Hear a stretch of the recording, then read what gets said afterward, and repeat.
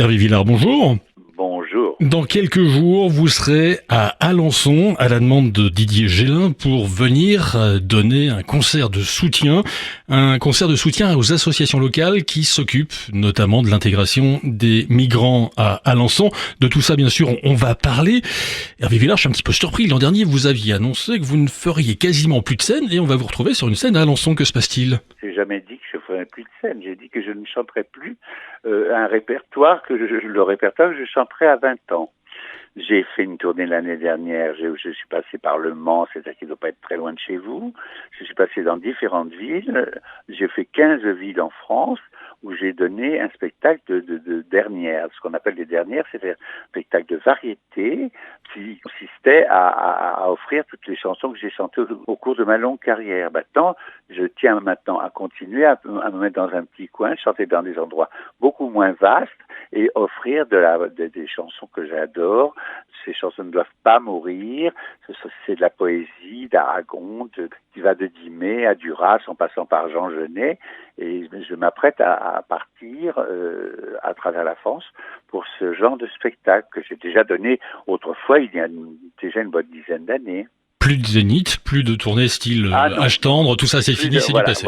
Voilà, c'était le côté paillette. Vous savez, à partir d'un certain âge, quand même, quand on a passé 70 ans, on commence à prendre du ventre, on a des cheveux gris.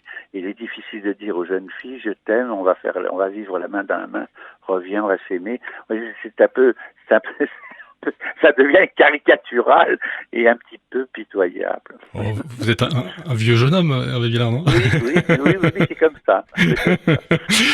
Avant de parler de votre nouveau spectacle, de votre tour de chant actuel, des auteurs que vous reprenez, etc., un mot par rapport à cette situation, par rapport aux migrants, c'est une actualité qui vous a interpellé, qui continue de vous interpeller aujourd'hui. Vous savez, je connais bien certains pays d'Amérique latine, notamment le Mexique.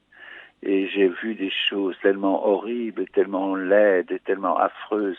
J'ai vu des enfants mourir, j'ai vu des choses qu'on ne peut pas rester inactif et inconscient et j'allais dire inlassablement perdu dans tout ça. Il faut absolument faire quelque chose. Vous savez, moi je suis un garçon qui était un jeune garçon qui traînait dans les rues, qui frôlait la délinquance, à qui on a sauvé la main, on a tendu la main. Je pensais bien qu'à mon âge, maintenant, je suis en mesure de pouvoir essayer de tendre la main à d'autres. Je le fais volontiers. Ça vous ramène aussi peut-être un peu à votre prime jeunesse, quand vous alliez de famille en famille. C'était une certaine forme de migration aussi, quelque part, non ? Oui, c'est ça. C'est un peu ça. Enfin, ça c'est très loin. C'est un monde très loin. Aujourd'hui, le monde est beaucoup plus dur qu'il n'était il y a 50 ans ou 60 ans. Je pense beaucoup plus indifférent. On est beaucoup plus alarmé tous les jours, quoi. Quel regard vous portez, on va être beaucoup moins triste après, beaucoup moins, mais quel regard vous portez sur la société actuelle ? On a bien sûr tous en mémoire ce qui s'est passé ce week-end à Paris, par exemple. Comment vous réagissez à ça ?